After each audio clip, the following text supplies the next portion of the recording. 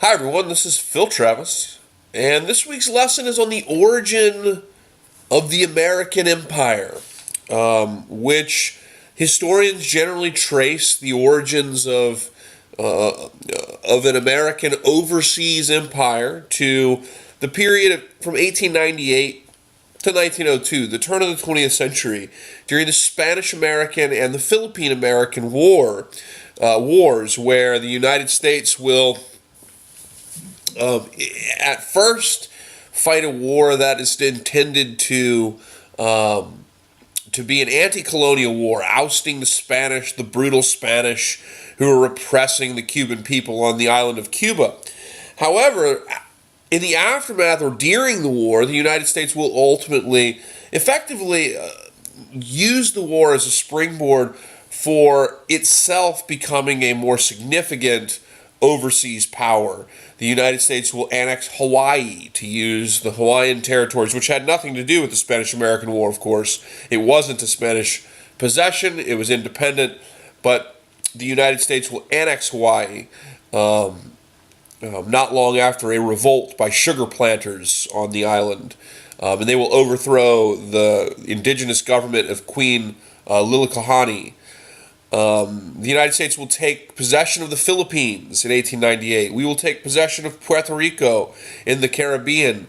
We will create a unique relationship with Cuba and really begin an era for the first half of the 20th century in which the United States was in Latin America as well as out in the Pacific towards Asia. The United States was a very active and at times very aggressive imperial power.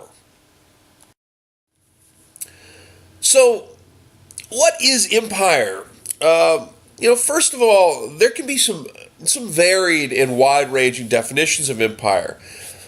Really at its core, what empire refers to is when another more powerful country uses force or the threat of force to influence and control another smaller people's or country for the ultimate benefit of the mother country, of the imperial country. It should also be noted, an imperial country, to be imperialist, does not necessarily mean you have to take colonies.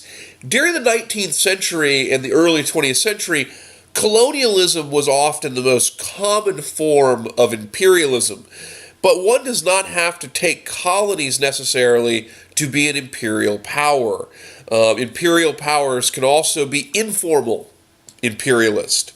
And informal imperial powers, which the United States is most often defined as, is a country that uses its military power, its economic influence, and its influence in the political apparatus of another smaller country to basically create a loose empire where countries aren't necessarily colonialized, but through the threat of military force, through economic relationships and political alliances, countries are effectively compelled to act and participate within a relationship with the imperial power, a obviously subservient relationship to the imperial power.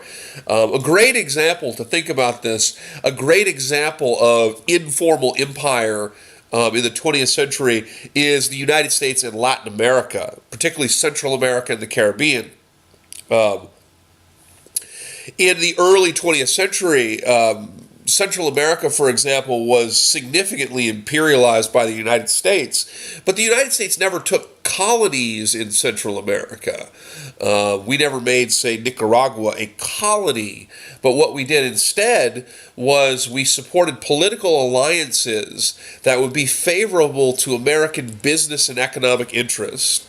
And we used, when necessary, we used military force to ensure that relationship remained stable. So in Nicaragua, for example, whenever there was a revolution in Nicaragua that threatened the kind of American sort of right-wing friendly dictatorship, whenever there was uprisings that threatened that, the United States would send in the Marines. We would work with government forces, and we'd help to train government forces, and together they would fight what they usually called bandits, and they would fight the revolutionaries or the bandits. They would put down those insurrections, and they would ensure that there was a stable relationship between the United States, its client states in Central America, and their populace. And so through that relationship, United States companies basically monopolized all of the export products of most Central American countries. So in Nicaragua, for example, the timber industry, lots of agricultural, like the agricultural industry, like the banana, for example, were all monopolized by corporations like the United Fruit Corporation. And this left Nicaragua throughout the 20th century in a state of great hardship as they produced tremendous amounts of agricultural resources, but it all went for export, or most of it went for export. And so the people did not really get to benefit from this bounty.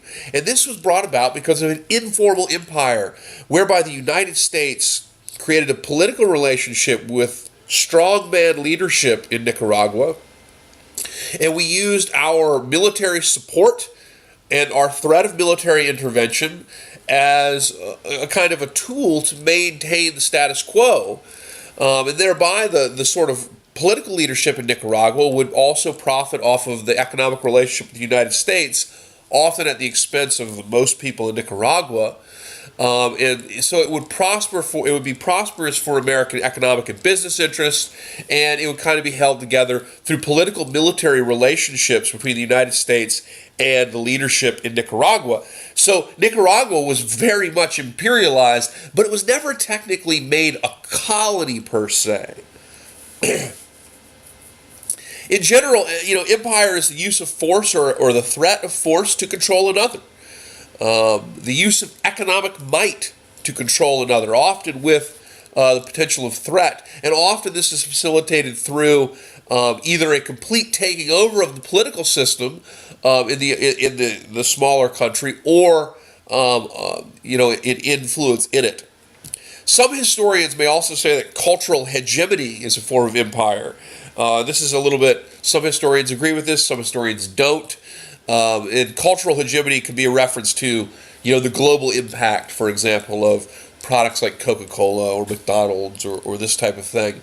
Some historians insist that that's a form of imperialism as well. By the 1890s, the United States had completed its territorial expansion, and it was poised to become an empire and a world power.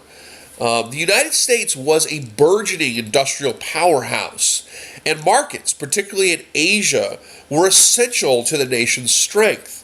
In Cuba, we will see an insurrection and the crisis in Cuba as the Cuban people revolted against the Spanish, who repressed the Cuban people. They brought in a guy named the Butcher, General Weyler, who was called the Butcher, and he created concentration camps, and it was a real bad situation that caught the attentions of Americans. The United States will intervene in the Spanish-American War in 1898, 3 years after the insurrection begins, and this will really be a catapult to the United States really becoming a burgeoning overseas industrial power. It should also be noted that at this very same time, on the other side of the Pacific, the Japanese are doing the same thing. In 1895, Japan wins the Sino-Soviet War. In 1905, it wins the Russo-Japanese War and also begins to chart the path as a new but burgeoning imperial power. And in that sense, over the long term, the United States and the Japanese began to set the stage for greater competition in the future, and ultimately to World War II, which was really, on a lot of levels, a collision of empires between the Japanese and the Americans. While the crisis in Cuba kicks off, sort of the initiative for the United States to become this empire at the turn of the 20th century, the imperial thrust of the United States moves towards the Pacific. We annex Hawaii, for example, which had nothing to do with the Spanish-American War. Hawaii was an indigenously controlled and ruled island, and American farmers, sugar farmers, overthrew the indigenous government or launched an insurrection against that government, the government of Queen Liliuokalani, and ultimately appealed for the United States to annex the territory, which the United States does in 1898 in the context of the Spanish and Philippine-American War, and thereby Hawaii will enter into the United States as a territory that was incredibly important as a coaling station for America's Navy. We would take the Philippines as a territory during the Spanish-American and Philippine-American War and use this as a springboard to trade with China, which the United States was very much encouraging through the open door policies of Secretary of State John Hay, was very much encouraging other imperial powers not to colonize China. They wanted informal imperialism in China, because if China was left open, then all the world sort of economies could access it, including the United States. But if China was colonialized in the way that, say, Africa was colonized at this time, then the United States' opportunities to trade with the burgeoning markets of Asia would be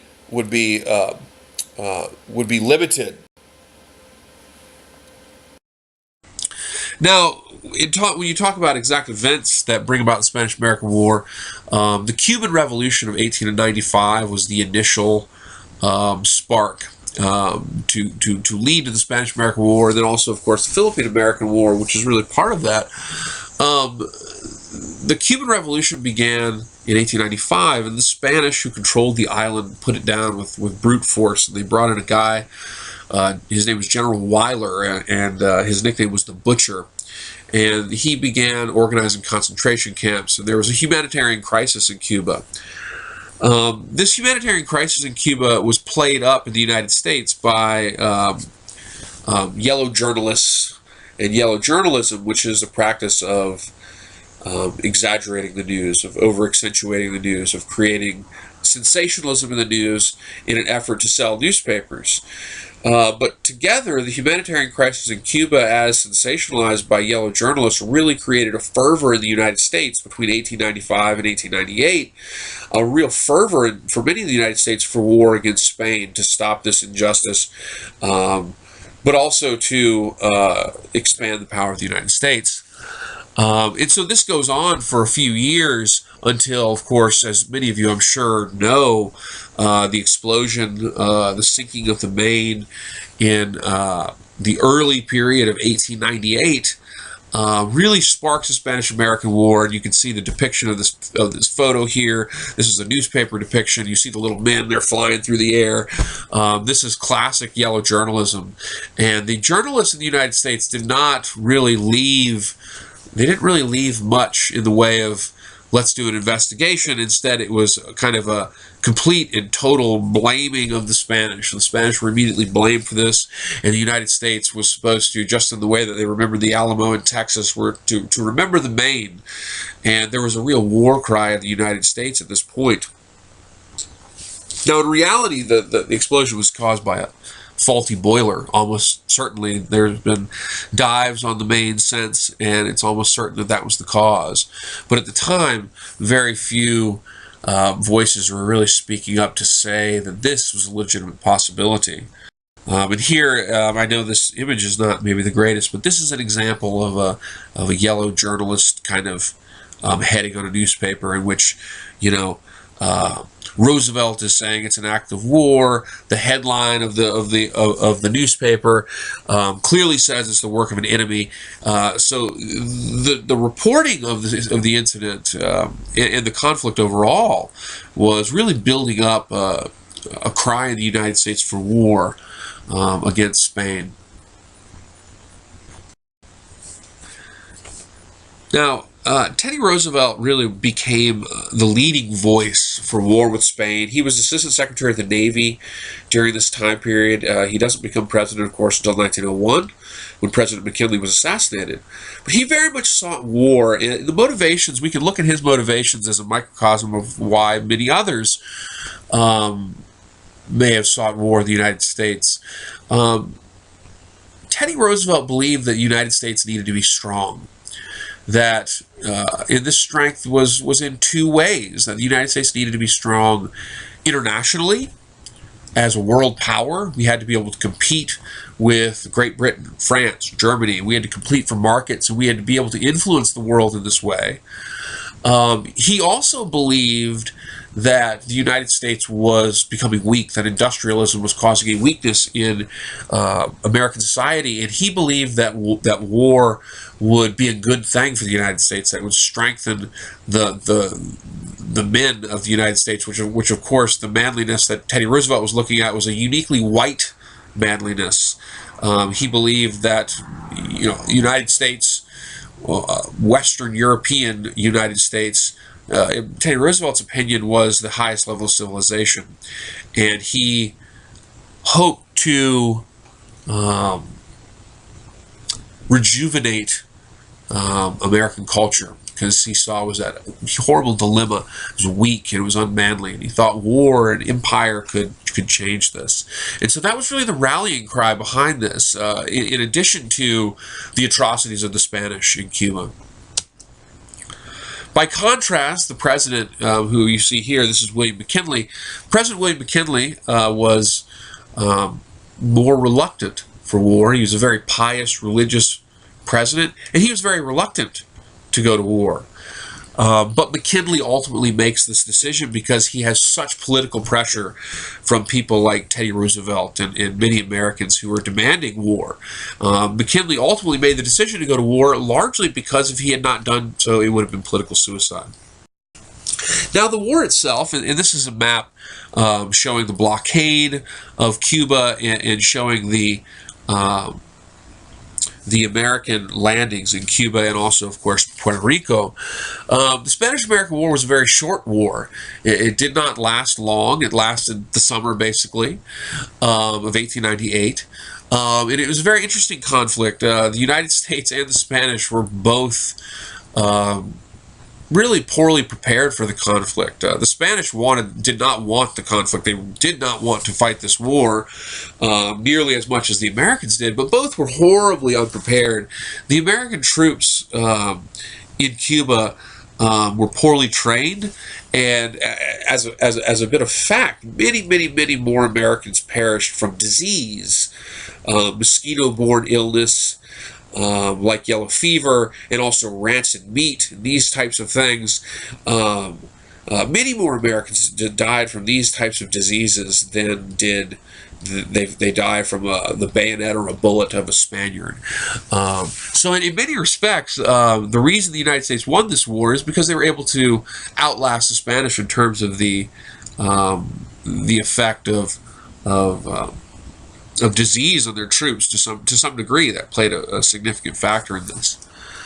The Spanish, of course, too, it must be said, were a very antiquated empire, very weak empire, and they were not prepared for this kind of war. And so it's a short war. So with the war with Spain, there's a certain level of imperial opportunism that the United States assumed. The U.S., some leaders in the U.S., like Teddy Roosevelt, saw the conflict as an opportunity for the United States to become a great power. And to become a great power, of course, you needed to have territories, you needed to have global reach, and particularly the United States was interested in global reach into the Pacific. Of course, as Alfred Thayer Mahan had established in his really groundbreaking work of the late 19th century on naval power and history, increasingly it was clear that if you wanted to be a great power, you needed to have territories and you needed to have a great navy that could, really police and maintain your global influence. So the United States, along with the Spanish-American War, we annex Hawaii, which will become a key naval base and coaling station, of course. Eventually, in 1959, it will be made a state in the United States. Hawaii was an indigenously controlled island, controlled by the monarchy of Queen Lilekahani. And of course, over time, you had American farmers, particularly sugar farmers, that had gone to Hawaii. And American sugar farmers were hurt economically by a high tariff on the importation of sugar. And so as a result of that, in order to avoid this high tariff, sugar farmers rose up in revolt against Queen Lil, and then sought the United States to annex the territory, and thereby annexing the territory, they would not have to worry about paying a high, import tax. Ultimately, during the Spanish-American War, the Philippine-American War, the McKinley administration will annex Hawaii, though the administration of Grover Cleveland before McKinley had been hesitant to do so. During the Spanish and Philippine-American Wars, the United States does annex Hawaii. The United States also will attack the Spanish in the Philippines, as I've already mentioned, and we will make the Philippines a colony, which it is until 1946. The War of the Philippines was really a brutal race war, and anybody who's interested in reading about that, a book by a guy named Stuart Creighton Miller called Benevolent Assimilation does a really excellent job of establishing the nature of the Philippine-American War as kind of a brutal guerrilla race war that he establishes in his argument was actually kind of like a precursor to the conflict in Vietnam, which of course would absolutely rack American and Vietnamese society during the 1960s. So it was a particularly brutal conflict, killing of civilians. It was a guerrilla insurrection, and the United States sought to crush that insurrection and then to assume the position of, effectively imperial overseer, if you will, in the Philippines. And ultimately, it will crush that rebellion, and following 1902, the United States will colonize the Philippines, and it will remain a colony, like I said, until 1946, July 4th, 1946. Meant to be that when the Philippines gained their independence, it was meant to be a sort of symbolic gesture after World War II to encourage other imperial powers to also give independence to their colonies. Now, motivations for the United States in establishing this empire were really Asia markets. The Philippines didn't have a whole lot in terms of commodities, in terms of a commodity market. So the United States is particularly looking for a place to sell its products, to have a robust and burgeoning trade with. The Philippines was not really that place. China was the place that they believed that they would have that trade with, that trade that would really help to fuel our burgeoning industrial economy. And this led Secretary of State John Hay at the early 20th century, the outset of the 20th century, to issue his famous open door notes in which he pleaded with European powers 2 times to not colonize China, to allow China to remain open so that the United States, along with other European powers, could, exploit China and trade in China. Another motivation, too, is global competition. The reality is that many in the United States fear that if they don't colonize the Philippines, if they don't control the Philippines, then Germany will. There's a tremendous amount of global competition driving imperialism. Countries like Great Britain and France were at the forefront of global colonialism and global imperialism. And you had to compete with them for geopolitical reasons. If you wanted to be a great power, you had to do what great powers did. And that meant you had a strong navy and you took territories. And you used those territories to both extend your strength through your navy, as you see with Hawaii, as it becomes a coaling station, or you use those territories as a place to gain resources for your burgeoning industrial economies, or as a place to sell and trade commodities. Hawaii was, of course, sort of connected to both economic and trade, as well as to the reach of the Navy. As we mentioned earlier, American sugar farmers, sought the Hawaiian Islands to be a territory of the United States, partially for economic reasons. But ultimately, Hawaii is integral most because it is a coaling station for the U.S. Navy, a stopping point to its reach out in the Pacific. And we had coaling. We used Hawaii for coaling stations earlier, but making it a territory means you can directly control it. You can directly use this area to project influence into the Pacific, into Asia. What the United States does in the Caribbean, gain naval bases in Cuba and also influence over the island of Cuba, as well as, of course, Puerto Rico as a territory. But the United States also used the opportunity of war with Spain to take war on the Philippines, which was done at the order of Assistant Secretary of the Navy Teddy Roosevelt. Roosevelt completely overstepped his authority in ordering Admiral Dewey to attack the Spanish fleet in Manila, which it did in May of 1898, and destroyed the Spanish fleet very quickly. Motivations for this are similar to what we've been talking about already: economic imperialism. They're looking for access to Asian markets, particularly China and Japan. Strategic defense of this empire. Of course, there are the French, the Germans, and the British all have possessions in this part of Asia, and so strategic competition, strategic defense, and of course also race and a civilizing mission were apparent in the Philippines. It was a very racist conflict, and the United States justified their ability to do this on the basis of their perspective that the Philippines were somehow subhuman and not as civilized as white Western European Americans. Here you see pictured Emilio Aguinaldo. Emilio Aguinaldo was the foremost leader of the anti-Spanish insurrection in the Philippines. So when the United States attacked the Philippines and defeated the Spanish fleet, when Admiral Dewey defeated the Spanish fleet in Manila,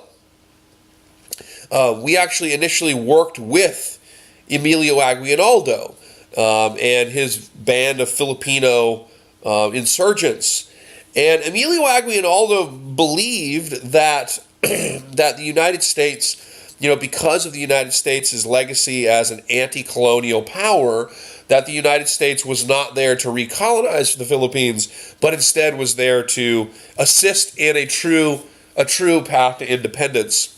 Aguinaldo, of course, was greatly disappointed because the United States will ultimately turn its war against him and his Filipino nationalists. As the United States seeks to colonize the Philippines on its own, Emilio Aguinaldo is shocked and turns, after defeating the Spanish with the Americans, turns to fight the Americans, who he now recognizes as the next colonizing force. So in a lot of ways, from Aguinaldo's perspective, he was sort of betrayed by his understanding of the American ideology. This war was brutal. It was a race war. Upwards of 60,000 Filipinos undoubtedly died in this war. Ultimately, Aguinaldo would be captured by the United States, and the United States would take the Philippines as a colony, and it remained a colony until July the 4th, 1946. Again, estimates measure Filipino deaths of around 60,000, and some scholars have called this war America's first Vietnam. And many scholars have perplexed over the brute force of colonialism in this case. And again, we were motivated by economics, ideology, and strategic defense against other growing international powers in the Pacific like Germany and Japan. And it's important to note, I mentioned the role of race in this conflict. The United States is motivated by the so-called civilizing mission. The idea of race is a justifier of imperialism. American thinkers see the Philippines as an uncivilized, developing world place. They saw the Western world as racially superior and more civilized. And so this war is justified largely on the principle that the Filipinos were somehow primitive and needed the helping hand of Americans who employed their own sort of version of the white man's burden, as it was sometimes called, justifying colonialism, justifying a subjugation of their sovereign right to independence out of the argument that somehow the United States was bringing them civilization, that somehow the United States was bringing them to ultimately the path towards the status of the great Western and American powers. It was justified on the basis of race and the idea that the Filipinos were somehow less civilized and somehow needed the Americans to help them come to the reality of the white influenced form of civilization that individuals like Teddy Roosevelt constructed the American version of as the pinnacle of human civilization and development at the time. So it was justified to a large degree on the basis of ideas of race, as were pretty much all of the other colonial enterprises at the time conducted by other countries as well. Okay, so I just wanted to show you this map briefly to give you a feel for just how significant the imperial expansion of the United States is.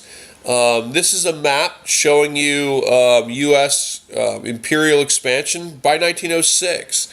And you can see all the territories we've taken. You can see all of the places where we've been involved in influencing another government. In Cuba, you see the U.S. acquires exclusive rights to lease naval bases, particularly Guantanamo Bay.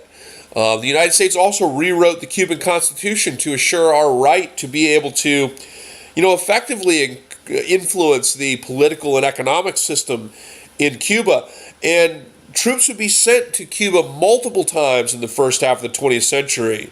A similar story is the case in Nicaragua, which had American Marines sent to Nicaragua both in 1909, 1910, as well as in 1927 to 1933 to ensure that American economic and political interests were met there. There's also many territories that are taken. Puerto Rico's taken as a territory. The Hawaiian Islands, of course. Islands out in far out in the Pacific, like Wake Island, like Guam. The Philippine Islands. So you can really, by looking at this map and seeing exactly where the United States was militarily involved, you see in the Americas, all those areas in the Americas where the United States are militarily involved are all places that the United States are going to construct a long-range, informal imperial influence in. Of course, the Panama Canal, right? The United States controlled the Panama Canal zone until almost the end of the 20th century. It's the Jimmy Carter administration where the process of passing that back was established. So we were involved militarily across the Americas and influencing informally the governments of Central America and the Caribbean. We took possessions all across the Pacific, all the way out to the Philippines as a way to help us influence or trade with China, which was a testament to the so-called purpose of Secretary of State John Hayes' open door notes. So you can really get a feeling for the imperial expansion of the United States just by looking at this map. This is 1906, and you can see the informal imperialism in the Americas and Caribbean, and you can really see the territorial expansion out in the Pacific towards Asia, again, to kind of function as a vessel for our policy our open door policy with China and our desire to trade with China, our desire to use Asia as a sort of safety valve for our our surplus commodities that are a product from our burgeoning industrial economy. It should be noted that the Philippine-American War was a controversial war in the United States. It was a war that a number of very prominent Americans opposed, largely because of their sense that the conflict appeared to violate a core tenet of American ideology. American ideology, at its core is the idea that we are an anti-colonial power, that the very core of our ideology is anti-imperialism, that we were a revolutionary power that based our independence off of a revolution against the colonial power. And so some prominent Americans opposed the Philippine-American War, the Spanish-American War, because they saw it as violating a central tenet of what it means for America to be America, and that is that we are not a colonial or an imperial power. And some saw this as the United States shirking off the legacy of its anti-imperial ideology, and instead fighting wars of colonialism and imperialism. Some of these prominent individuals included Andrew Carnegie, Mark Twain, and even the House Speaker Thomas Reed, who was a very significant politician, resigned his position as Speaker of the House over the conflict. Ultimately, though, the United States and the Spanish-American War will be very successful. The Philippine-American War certainly was a matter of heightened public concern, but ultimately by the turn of the century, the United States has really achieved a great success in its wars. Its war with Spain. The Philippine-American War doesn't really end until 1902, but the war with Spain in the Caribbean and in the Philippines, the war with Spain was over really by the end of the summer of 1898. And McKinley this is his campaign poster, President McKinley runs for the president in 1900 with the slogan, prosperity at home, prestige abroad. So you can see how the McKinley administration, even though McKinley was wary of war with Spain, ultimately the McKinley administration, uses the quick victory over Spain, albeit there is kind of a festering guerrilla war underway in the Philippines, not against the Spanish, of course, against the Filipinos led by Emilio Aguinaldo. But there's a sense the Americans had won this crushing quick victory in 1898 over the Spanish Empire. And McKinley runs successfully for the presidency in part, in 1900, in part on the idea of prosperity at home and also prestige abroad as the United States, becomes a great world power. Of course, at the beginning of McKinley's presidency in 1901, he will be assassinated, and he will be replaced by Teddy Roosevelt.